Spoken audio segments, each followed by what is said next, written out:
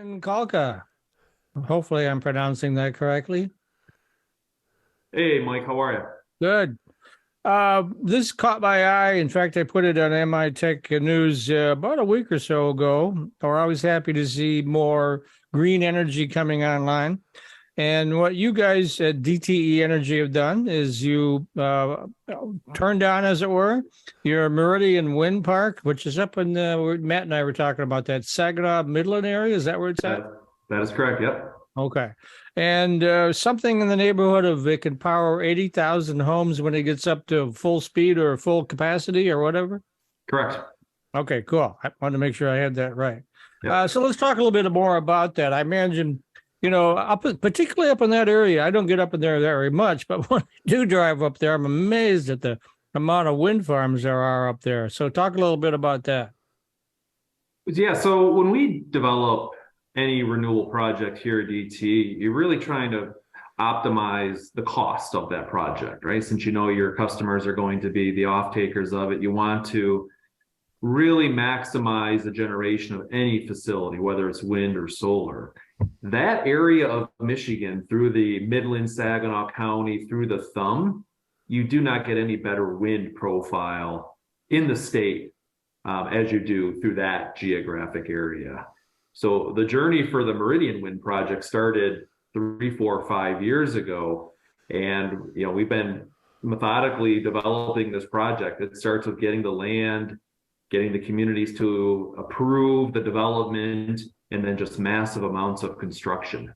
Yeah. Because we at DT developed the entire project from the ground up.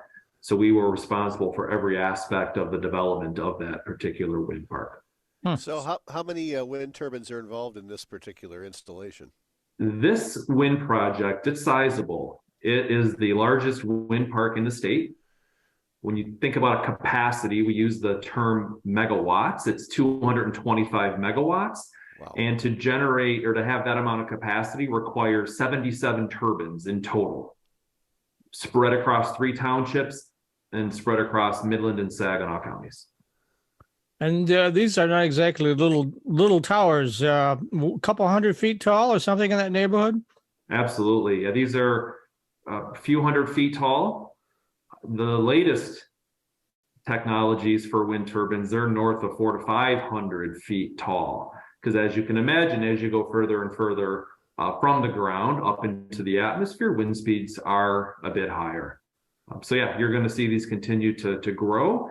Subject to approvals from the local communities, of course. So what are the benefits of a renewable energy project of this size? As compared to just a generic renewable energy project, or? Yes. What you have, when you get this size, you think about just the sheer magnitude of what this is. You can look at the benefits across a number of different facets. First and foremost, when you develop a project of this size, scalability really matters. You get economies of scale when it comes to equipment purchasing, when it comes to the construction aspect. So you can actually reduce the unit price of the electricity being generated from something like this. But I think the other hallmark of a project like this is the benefit to the local economies. So we will be paying taxes to that local area for the duration of the project. The counties, the local townships can use those funds as they see fit, whether it's roads, whether it's other public services that they can provide, school buses. Also, this project has over 700 landowners that are allowing us to use their land for one reason or another. And they are generating some level of income for their own personal use as well because of this project. Let's talk a little bit about your general clean energy portfolio. I know coal plants are being decommissioned. I don't think there's even any nuclear plants left in the state. If there is, I'm not aware of it. But certainly I know that the governor and other folks are pushing to get as much green energy as going as possible. So that includes solar, of course, wind. I'll talk a little bit about your overall portfolio, what you're doing. Yeah, thank you for that question, Mike. We do have a nuclear plant in operation. It still is. I wasn't sure if it was or not. So yeah. Yeah, it's called the Fermi. the Fermi nuclear plant down near the Ohio Yeah, border. we want it down there by those Ohio people, but go ahead. So, Yeah. So, DT, we positioned ourselves as one of the most, I'll call it forward-leaning utilities throughout the country as it relates to climate change. We feel it's one of the defining public policy issues of our era. And with that, we have been very, very open and transparent in terms of our plans to decarbonize our generation fleet. And you hit it on the head, Mike. Really what this is about, it's about accelerating the shutdown of coal plants.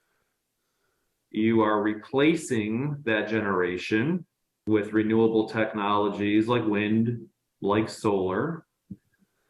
However, as we know, that one big difference between a generation from a coal plant versus wind and solar is this concept called intermittency. We all recognize the sun's not shining all the time, the wind is not blowing all the time. And first and foremost, we need to make sure our customers have power when they want it. Whether it's 2 in the morning or 2 in the afternoon, when they flip that switch, it had better be there.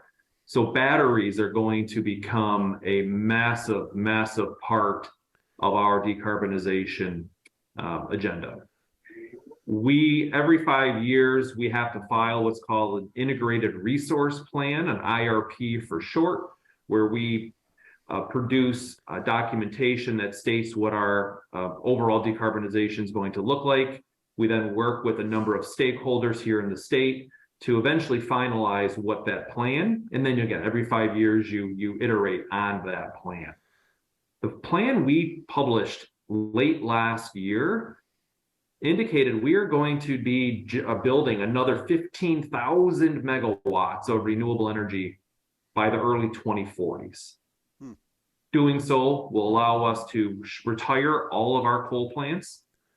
Nuclear will still most likely be part of that picture, but then you will have another couple thousand megawatts of batteries put onto the grid as well to do exactly what I explained, where, hey, when you're over generating, when it's really sunny, batteries can store that and they can put that energy back onto the grid at nighttime, for example, when the sun might not be shining. So it's a transformation of our generation fleet unlike anything we've ever seen before. So I'm curious, what percentage of overall baseline load does DTE think can be achieved with renewables? I mean, is there a limit? Is it 50%, 70%? I mean, what do you think that figure is at this point? Well, we have an aspiration by the middle part of this century, we will be what's called net zero carbon emissions, meaning on a net basis versus what we generate, we will not actually generate any net carbon into the atmosphere. Of course, Matt, to your question, we know nuclear is about 20% of our generation fleet, our generation right now. So if you back that off, we have a gas plant that went online last year, which is about 70% cleaner than coal. So most likely the range will be somewhere in that 60 to 80-ish% most likely will be supported by direct renewable energy like wind and solar. Wow. So what do you do with opposition to wind farms? I know every time I see something about a wind farm on social media, there's people like, oh, it's a graveyard for birds, or, oh, I just think they're ugly, or, I personally think they're beautiful, but that's just my opinion. So what do you do with this kind of opposition, with the people claiming they're a graveyard for birds and that they're an eyesore? This, Matt, to this item you're mentioning here is probably one of the most prevalent issues that we are working through right now here in the state. And it's not just wind specific, it's also solar. The beauty of human beings is that we all have opinions and we all have the ability to voice those opinions, right? That's part of this great country that we all live in. And we will never have a project developed in this state that will not face some level of opposition. That's just the reality of the world that we live in. However, DTE, we're very strategic on where we look to develop our projects. We are not about forcing projects down communities' throats. We view ourselves as partners. We want to work with townships who actually want these projects for the reasons that we've talked about earlier. And we're really acutely focused on doing just that. There are many projects in the state, wind and solar, that get to a certain point of development and the township might say, you know, this is not going to work here. We are not going to let this project proceed. And then essentially that project stops where it is at. We do everything in our power to not put townships or individuals into that position. Okay. So finally, how can customers get involved and learn more about what you are doing? So there are a couple of different ways that people can get involved, and we get this question quite a bit. One area, you can go to the websites. We have this DTE CleanEnergy.com website where if you just want to see the overall strategy, some cool graphics that help support it, and just get a better understanding from an education standpoint on what this is all about. Again, DTE Clean Energy is a great way to do just that. The other way that I would invite people to participate is we have a voluntary renewables program in our service territory called My Green Power that allows residential customers, any business customers that are in our service territory to enroll into that program. And what you can do is you can personalize your enrollment to say 5% or 50%, whatever the number is of the respective electricity usage at that home or business can be attributed to renewable energy. So you're essentially leasing a smaller part of a larger wind park and attributing it to your home or business electrical use. And what that allows you to do is it allows you to green up your electric footprint because we're building new renewables in support of that program. However, you don't have to put holes in your roof and you don't have to worry about maintenance of a solar system that is on site. We have 85,000 residential customers enrolled in that program right now.